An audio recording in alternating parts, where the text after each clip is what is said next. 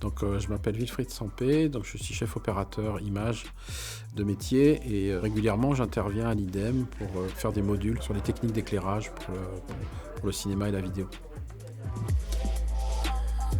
Moi j'ai été contacté par l'IDEM au moment où ils mettaient en place toute la section audiovisuelle, puisque je sais que l'IDEM c'est avant tout une école, tout ce qui est technique 2D, 3D, images de synthèse, animation, FX et tout ça. Et donc ils voulaient développer une section audiovisuelle plus classique, et donc ils ont cherché des intervenants.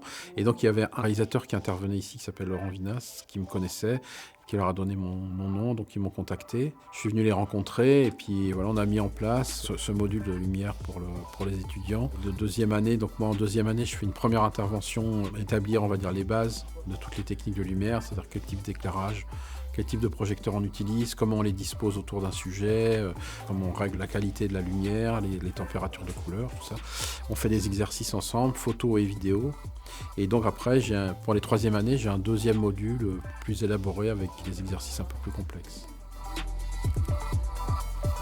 Ma masterclass, donc il y a une première partie théorique, après un préambule sur le métier de chef opérateur. Je développe les 4 éléments indispensables à la bonne réalisation d'un éclairage, c'est-à-dire le choix du type de projecteur, le choix de la température de couleur, le choix de l'emplacement des projecteurs par rapport au sujet et le choix de la qualité de lumière. Et après, donc sur la suite du module, on fait des exercices d'abord en photo noir et blanc et ensuite des exercices en vidéo, couleur avec prise de son. Alors la mission des étudiants sur mon module, ça va être de réfléchir à la lumière. Donc l'exercice photo, il est d'après modèle. Donc je présente des photos noir et blanc qui sont des photos d'un studio photographique très réputé qui s'appelle le Studio Harcourt et qui a une technique d'éclairage très spécifique.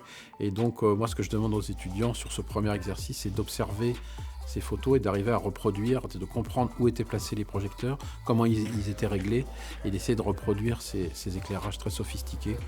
Après, sur les exercices vidéo, il y a plus de liberté, donc là je leur demande plus de créativité et de développer des techniques pour que la lumière soit belle.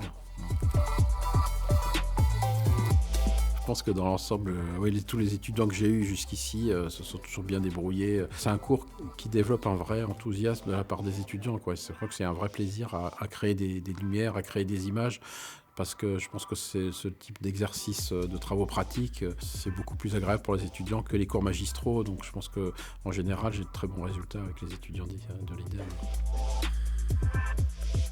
C'est un conseil que je peux donner à tous les étudiants de toutes les écoles, c'est déjà de voir beaucoup d'images, voir beaucoup de films, voir beaucoup d'expos photos, voir beaucoup d'expos de peinture, d'observer la lumière aussi dans la vie, la lumière naturelle, et puis de commencer même avant l'école à s'exercer, à prendre des photos, à faire des petits films. Maintenant, en plus, avec les appareils photo qui sont apparus ces dernières années, on a accès à matériel de qualité, pour un prix très abordable.